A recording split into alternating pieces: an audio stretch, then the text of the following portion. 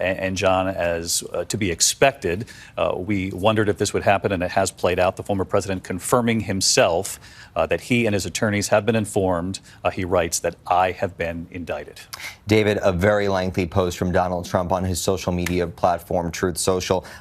It's extremely long. He goes on to say he never thought this was possible, calls it a dark day. But David, I can tell you from my sources that have been around the former president for much of the last week, they very much thought this was possible. They have been huddled in Bedminster, New Jersey, where the former president spends his summers, waiting for this today. They have been anxious. They were watching news coverage yesterday of Trump's former spokesperson, Taylor Buttigieg, going before that grand jury down in southern Florida. And David, that's a bit of a mystery to the Trump team. You know, they've been watching friends, allies, and now enemies of the former president go before a grand jury in Washington, D.C. that's been hearing the presentations by special counsel Jack Smith for the better part of a year. But only up until the last couple of days, few weeks even, did Team Trump learn about this other grand jury. And we believe, David, as we reported here on your show last night, it was when Team Trump received that target letter in just the last couple of weeks that they were told by special counsel Jack Smith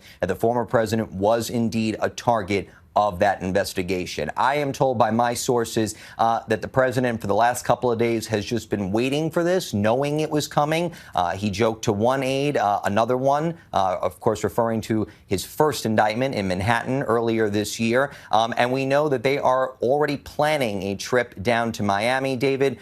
We are told from one source that they are looking at some sort of a campaign event around it, thinking that another indictment will do something better for Donald Trump's chances at a third bid at the White House. I want to go back, John, to that one point you made. We reported here on World News Tonight just earlier this week about that letter that Donald Trump received, he and his lawyers. I think to a lot of our viewers, that would sound almost obvious after months and months of reporting on this investigation. But that was essentially their sort of official signal from the special counsel that this could very well be coming, and now it's played out tonight. The official signal for sure, David. I mean, a target letter from a federal prosecutor lets you know that you are indeed just that. You are a target. We are looking to indict you on charges. But obviously, David, as you know, it's not a surprise. Between the many people that have gone before the grand jury, the many people that received document retention letters for subpoenas, and let's not forget, David, federal investigators have been to Donald Trump's home at Mar-a-Lago multiple times. And obviously, the big one we all saw